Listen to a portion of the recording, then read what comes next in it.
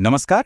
ચલો આજે વાત કરીએ એક એવી વસ્તુની જે લગભગ દરેક રસોડામાં જોવા મળે છે અને એની મીઠાશ પાછળ એક બહુ મોટું કડવું સત્ય છુપાયેલું છે. જી હા, વાત થાય છે ખાંડની. આ વિશ્લેષણમાં આપણે એ જ રહસ્ય પરથી પડદો ઉઠાવવાના છીએ કે આ ખાંડ ખરેખર કેવી રીતે ચૂપચાપ આપણા શરીરને અંદરથી ખોખલું કરી રહી છે. તો સૌથી પહેલો અને સીધો સવાલ, ગ્લુકોઝ અને ફ્રુક્ટોઝ. આમ તો બંને ખાંડના જ રૂપ છે, જાણે બે જોડિયા ભાઈઓ. પણ આ બંનેમાંથી આપણા શરીર માટે વધારે ખતરનાક કોણ છે? અસલી વિલન કોણ? જવાબ કદાચ એ નથી જે આપણે વિચારી રહ્યા છીએ.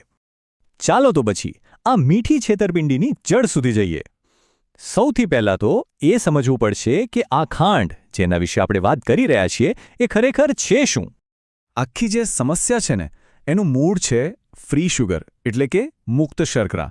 હવે આ શું છે? સાવ સાદા શબ્દોમાં સમજીએ તો આ એવી ખાંડ છે જેને એના કુદરતી ઘરમાંથી, એટલે કે ફળમાંથી કે શેરડીમાંથી જબરજસ્તીથી ખેંચીને બહાર કાઢવામાં આવી હોય. અને આ ખેંચતાણમાં એનો જે સૌથી સારો દોસ્ત છે, ફાઇબર, એ તો પાછળ જ રહી જાય છે. અને અહીં જ મોટાભાગના લોકો ભૂલ કરે છે. ફ્રી શુગર એટલે ખાલી સફેદ ખાંડ જ નહીં. આ લિસ્ટમાં મધ, ગોળ, ઠંડા પીણા અને હા, પેકેટમાં મળતા ફળોના રસ પણ આવે છે. ભલે કોઈ એમ કહે કે મધ અને ગોળ તો નેચરલ છે, પણ યાદ રાખજો, શરીર માટે તો એ ખાંડ જ છે, બસ પેકેજિંગ અલગ છે. ચાલો હવે આખી વાર્તાના બે મુખ્ય ખેલાડીઓને મળીએ. આપણે જે સામાન્ય ખાંડ ખાઈએ છીએ, એટલે કે સુક્રોઝ, એ ખરેખર તો ગ્લુકોઝ અને ફ્રુક્ટોઝ નામના બે અણુઓથી બનેલી છે.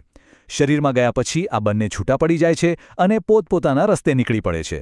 અને બસ અહીંથી જ આખી ગડબડ શરૂ થાય છે. આ બંનેનો ફરક સમજવો ખૂબ જ જરૂરી છે. જુઓ, ગ્લુકોઝ એક સારો મહેમાન છે. એ લોહીમાં ભળે એટલે ઇન્સ્યુલિન નામનો એક દરવાન આવીને એને શરીરના દરેક કોષ સુધી પહોંચાડે છે, જેથી ઊર્જા મળે. પણ ફ્રુક્ટોઝ એ એક તોફાની મહેમાન છે. એને કોઈ નિયમ લાગુ પડતા નથી. એ સીધો જ લીવર પર પહોંચી જાય છે અને ત્યાં એને કોઈ રોકટોક કરવાવાળું નથી. પરિણામે લીવર એને ચરબીમાં ફેરવીને ત્યાં જ સંગ્રહ કરવાનું શરૂ કરી દે છે. હવે એવું નથી કે ગ્લુકોઝ સાવ નિર્દોષ છે. એ પણ એક ચક્કર ચલાવે છે. જ્યારે આપણે કંઈક ગળ્યું ખાઈએ એટલે લોહીમાં ગ્લુકોઝનું લેવલ એકદમ વધી જાય. એને કાબૂમાં કરવા ઇન્સ્યુલિન આવે અને લેવલને નીચે પાડી દે. હવે આ જે અચાનક ઉતાર ચઢાવ થયો ને, એના લીધે થોડી જ વારમાં આપણને ફરીથી કકડીને ભૂખ લાગે છે અને આપણે ફરી કંઈ ખાવા માટે મજબૂર થઈ જઈએ છીએ. આ એક અનંત ચક્ર છે. અને હવે વારો આવે છે અસલી વિલનનો, ફ્રુક્ટોઝનો. આ ઇન્સ્યુલિનના કંટ્રોલ સિસ્ટમમાંથી સાવ બચીને સીધો જ લીવર પર હુમલો કરે છે. બિચારું લીવર, એની પાસે આટલા બધા ફ્રુક્ટોઝને એકસાથે સંભાળવાની કોઈ વ્યવસ્થા જ નથી.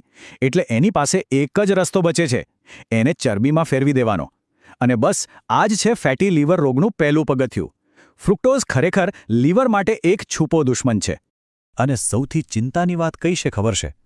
આ આખી લડાઈ, આ આખું નુકસાન શરીરની અંદર એકદમ ચૂપચાપ ચાલે છે.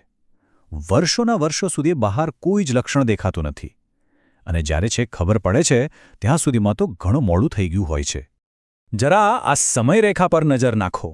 શરૂઆતના વર્ષોમાં તો ખાલી ઇન્સ્યુલિનનું લેવલ વારંવાર ઉપર નીચે થયા કરે છે.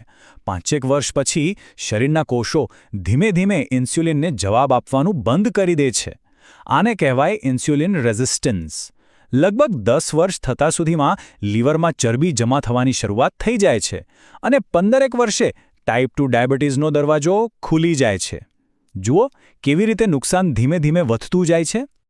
અને ના, વાર્તા અહીં પૂરી નથી થતી. ડાયાબિટીસ તો ખાલી એક શરૂઆત છે. આ વધારે પડતી ખાંડ તો ફેટી લીવર, હાર્ટ એટેકનું જોખમ, હાઈ બ્લડ પ્રેશર, શરીરમાં કાયમી સોજો અને મેદસ્વીપણું, જાણે કે આખા રોગોની સેનાને આમંત્રણ આપીને બોલાવે છે. આ બધું એકબીજા સાથે જોડાયેલું છે. પણ આ નુકસાન ખાલી લીવર કે હૃદય સુધી સીમિત નથી. ખાંડની પહોંચ તો શરીરની સરહદો ઓળંગીને છેક આપણા મગજ અને આંતરડા સુધી પહોંચી ગઈ છે. મગજ પર શું અસર થાય છે? ત્યાં સોજો પેદા થાય છે, જેનાથી વિચારવાની અને યાદ રાખવાની શક્તિ પર માઠી અસર પડે છે. ખાસ કરીને બાળકોમાં ADHD જેવી સમસ્યાઓનું જોખમ પણ વધી જાય છે. અને વાત કરીએ આંતરડાની, તો ત્યાં એ આપણા મિત્ર બેક્ટેરિયાને ખતમ કરીને દુશ્મન બેક્ટેરિયાને પ્રોત્સાહન આપે છે, જેના કારણે આખું સંતુલન ખોરવાઈ જાય છે. અને હવે સાંભળજો, સૌથી મહત્વની અને કદાચ સૌથી ગંભીર ચેતવણી. આપણે બધા બ્લડ રિપોર્ટ નોર્મલ આવે એની રાહ જોતા હોઈએ છીએ. પણ હકીકત એ છે કે જે દિવસે રિપોર્ટમાં કોઈ ખરાબી દેખાય છે એ દિવસ સુધીમાં તો શરીરની અંદર એટલું બધું નુકસાન થઈ ચૂક્યું હોય છે કે તેને પાછું વાળવું લગભગ અશક્ય બની જાય છે. લણાઈ ત્યાં સુધીમાં તો લગભગ પૂરી થવા આવી હોય છે. તો હવે સવાલ એ છે કે કરવું શું? શું આ બધું સાંભળીને ગભરાઈ જવાનું? જી, બિલકુલ નહીં. સારી વાત એ છે કે આનો ઉકેલ છે, અને એ ઉકેલ બહુ જ સરળ, ફક્ત 3 પગલાંમાં સમાયેલો છે. ચાલો જોઈએ. દુનિયાભરના નિષ્ણાતો એક વાત પર સહમત છે. આપણી દિવસભરની કુલ કેલરીમાંથી ફક્ત અને ફક્ત 5% જ ફ્રી શુગરમાંથી આવવી જોઈએ. અને જો સાચું કહું તો આદર્શ આંકડો તો 0 છે, 0. આ નિયમ નાનો લાગે છે, પણ એની અસર જીવન બદલી નાખે એવી છે. તો તંદુરસ્ત જીવન માટેના આ 3 સ્તંભ યાદ રાખી લો.